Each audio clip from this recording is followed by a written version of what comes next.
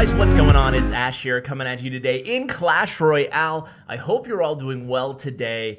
Today, a lot of people have been asking me for what decks I've been using aside from the Three Musketeer bait deck, which, by the way, I still love. It actually got Clash Royale's deck of the week. I don't think it's there anymore in News Royale, but it was really cool to have one of my videos spotlit over here. Is it still even here or has it been removed? It looks like it's been totally removed. I guess they didn't like it that much, but either way, it was cool to be on there for a little while showcasing that deck. But what I wanted to do is showcase the deck that I've been using in challenges with a lot of success. I've gotten 2 12-win challenges with this deck. What I want to do is go ahead here. You can see I've been doing a little bit of 2v2 here with Trainer Nick.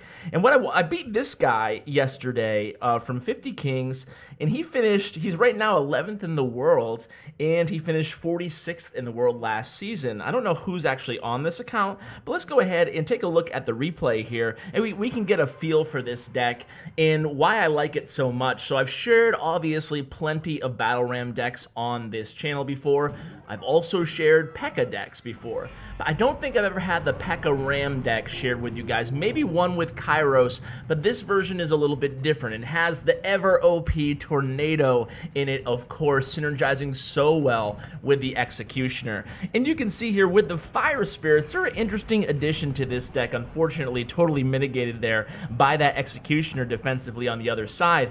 But the cool thing about this deck is you really have 2 big win conditions, the Battle Ram and the PEKKA. Now the PEKKA can obviously be used, and oftentimes is going to be used on defense first, and then it will be a counter push with the PEKKA. And then you have 2 forms of splash damage in the Fire Spirits and the Executioner to go behind either the Battle Ram or the PEKKA, and that opens up a bunch of different possibilities. In double elixir time with this deck, you can actually perform a really cool move where you have the PEKKA used defensively, a nice counter push going, and you can even hold that lightning back. So like picture a PEKKA and an Executioner on one side, and then you can surprise your opponent. It works really well with a Battle Ram, a Fire Spirit combo in the other lane, making the defender have to choose where they're going to defend, and it's really difficult to defend a PEKKA Executioner in one lane and a Battle Ram Fire Spirits in the other lane. So going to this match here, you can see right now I've done no damage literally to his towers here. Okay, maybe a few HP off that left tower. He's a really good player, obviously. So at this point, I'm worried, but I'm not panicking. This deck can do a lot of damage in just a small period of time, of course. So here, finally, I start out with a PEKKA behind the King Tower. I have a nice push here being mounted in the left lane. Now, I have the option here of using this lightning against the Executioner, and I end up doing so, and I get lucky and I catch that Ice Golem as well. Now the reason I did that there, good predictive log on my part, by the way, the reason I did that with the Executioner is because I knew he was going to create havoc for whatever I dropped behind that PEKKA, so I opted to use the early lightning. And you can see here, I'm just relentless with my pressure. The PEKKA does get 1 hit off that tower, and then the Battle Ram, boom, connects on that left tower as well. So here comes another Hog Rider. You saw on the previous push, I was able to get that Hog Rider into my King Tower, and now with my King Tower activated, I'm able to pull him away and then allow the King Tower to do some extra damage. He used, of course, the lightning to take down my left tower here, so I know I'm in trouble with only 10 seconds left. But I also know I can cycle to lightning and take down that left tower, which I do right there. So now it's just a matter of using my Tornado defensively, and check that out. Tornado and Fire Spirits totally stop that Hog from getting a hit on my right tower. So I'm still in the deficit here. I'm not gonna play around at this point. I'm just gonna drop this PEKKA and allow him to do some serious work here, defensively taking down that Executioner, while again, I pull away that Hog Rider from my tower. Now the Tornado really is so powerful, guys. Think of it not only as an amazing defensive card, but also as almost a structure. It has the same type of, it can have the same type of utility that a normal structure can have. It can distract units, pull them into the line of sight of other crown towers, or even the King Tower after it's been activated. So that looked like it was going to be a good push, but a very good defensive maneuver, defensive Tornado by my opponent there. Of course, the log and the PEKKA will prevent prevent the hog from getting to the tower, so great defense there, if I do say so myself, by yours truly. And now I have a really good push mounting up here again. That was a pretty good lightning by him, but now I know he's very low in elixir. So you see what I'm doing, guys? I am unloading. Unfortunately, I didn't have log in rotation there. That was a good tornado again by him, but you can see my barbarians do reach his tower. So I'm feeling pretty good all of a sudden, and I'm getting things really, really close in this match. Again, I'm dropping my P.E.K.K.A pretty early just to act as a defensive unit, and luckily that hog there was able to push that, the log was able to push the hog. Come on, Ash. The log was able to push the hog into the opposite lane, and again, I'm kind of ready for the lightning here again, and he does in fact use it. Lightning's pretty solid against the P.E.K.K.A is pretty solid against lightning, though lightning only does about 1/3 health damage to the P.E.K.K.A, and again, that battle ram gets to the tower there, and my lightning is going to finish off the match. So I felt really good about that victory against one of the world's best players, certainly. So let's go ahead and watch one more replay, and then we'll hop into a live match. You know what? I did lose one with this deck as, oh no, I'm sorry, I switched decks. Forget it, I didn't lose one. I was gonna show the loss on this minor control, the 2.9 minor control, but that was not a loss with this deck. I did get 3 crown though, ouch, ouch. All right, so let's watch a win here against a bait deck. So let's watch this one here and see how I handled this strange deck here. It's a bait Hog Rider Elite Barbarian deck. Ought to be really popular with you guys who love the Elite Barbarian card. I hear from you guys every video how much you love Elite Barbarians. Ash, please do more Elite Barbarian videos. Okay, I'm joking. So he splits Elite Barbs in the back here. I'm okay with taking a little bit of damage to that right tower. I'm gonna use my skeletons at the last second there so they can get a few jabs in before the princess takes him out. And then I have a P.E.K.K.A in the left lane. I have an executioner in the right lane, excuse me. Now I had a weird option there. I could have used the fire spirits offensively behind that P.E.K.K.A, but I thought it was a little bit too late. I opted instead to go to the battle ram in front of the executioner, and as you can see, neither really worked out. Probably a bad decision. Maybe I should have held back that battle ram there and just went all out in the P.E.K.K.A lane with the fire spirits in back of the P.E.K.K.A. Those are those little decisions that you just get better at the more and more you play any deck, really. So I've only been playing this deck for a few days, this exact composition, so I probably played about 6 grand challenges. Like I said, I won 2 of them, but I certainly didn't win 4 of them. So, you know, just in all honesty, to be transparent for you guys, right? So here comes the executioner again, just playing defense at this point, and you can see, just like the first match, I'm off to a bit of an early deficit here. So again, not panicking. I know this deck really does shine when you get into double elixir time, so we're not going to give up. Do not give up with this deck, guys.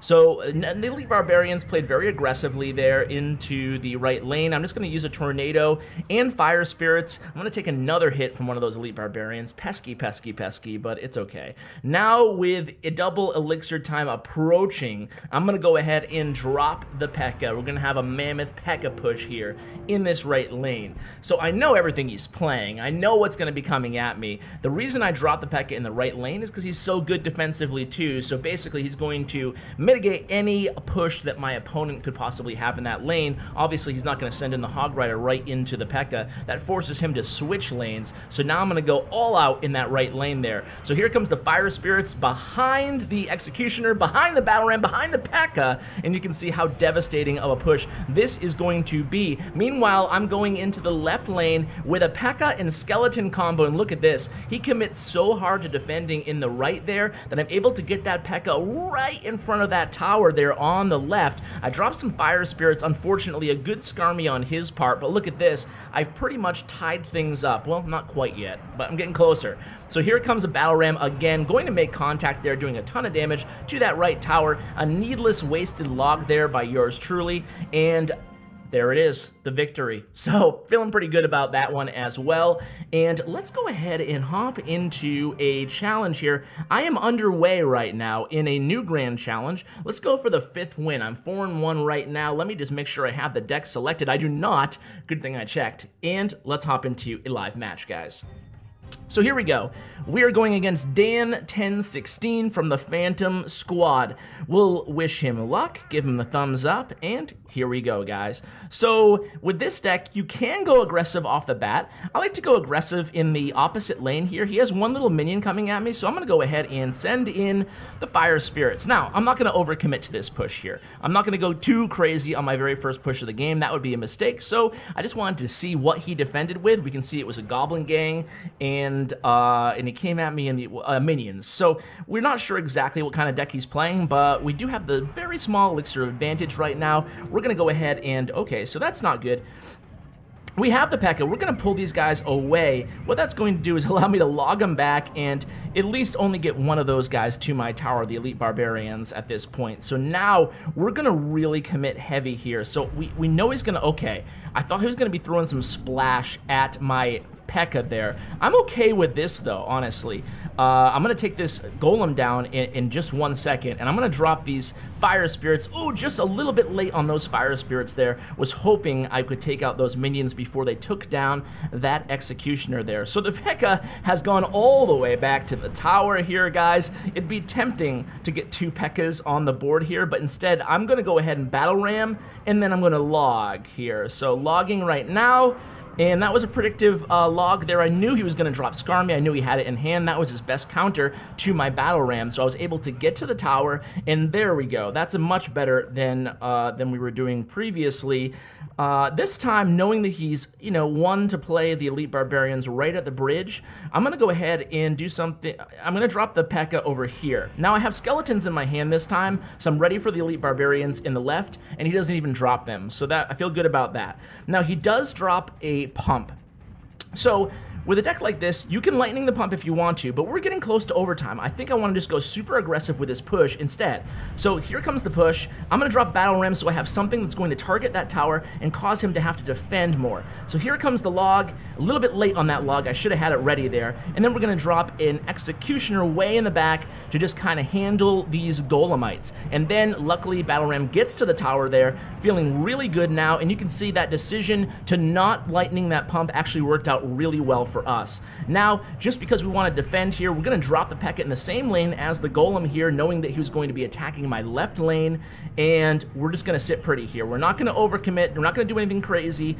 We are going to let, okay, I was going to say, we're going to let those, we're going to play defense with a ram here, and then I'm going to use Fire Spirits. I'm going to pull everything to the center here, and we should be good for this victory, guys. And like I said, I mean, the deck is pretty simple. It kind of plays itself, guys, as you can see. It's not like I'm doing anything crazy in terms of, you know, really quick decision making. It's more of, oops, well played. It's more of just getting a feel for how you're using each card, what type of matchup you're going against, and then trying best to adapt towards that matchup. So guys, this is my very favorite P.E.K.K.A. Battle Ram deck. I hope you guys have a lot of success with it. Really wishing you the best with this deck. I want to do more videos like this at least once or twice a week now, just sharing the type of decks that I've been playing. The reason I came up with this idea is because of all your feedback. And just to remind you one more time, I do read all the comments that you guys leave in the first hour after I upload. So you might want to turn on your notifications for my videos. Hint, hint, wink, wink, nudge, nudge. If you do turn on the notification for my videos, it's going to alert you when I upload. You're going to get a little push notification, and it's really the best way to get in contact with me. If you have any suggestions, feedback, maybe you're one of those viewers who doesn't normally comment on YouTube videos, and you have a suggestion. You know what I'd really like to see in YouTube for Clash Royale? I've never seen anybody do this. I've never seen X, Y, or Z. This is what I feel like would be really helpful for me. Those are the type of things you can tell me during the last hour, the first hour after I upload videos. Not the last hour, the first hour. And I will try so hard to make those things happen. And this is one of the feedback that I was hearing from you guys over and over again. Ash, we want to see you play more. What decks are you using more? Not just pro tips. So don't worry. There's always going to be at least like 5 pro tips coming at you guys a week. So no worries, that's not going anywhere. Just mixing things up a little bit. it. So guys, thank you so much to my YouTube partner, Bren Chong. You can find his information in the description below. He has Instagram, he has Twitter, he has tournaments, giveaways, all kinds of good stuff. Bren Chong, just the absolute best in this community. So guys, check him out, and thank you so much for watching and the continued support. It means the world to me. Hope you have a beautiful day, and as always, take care, guys.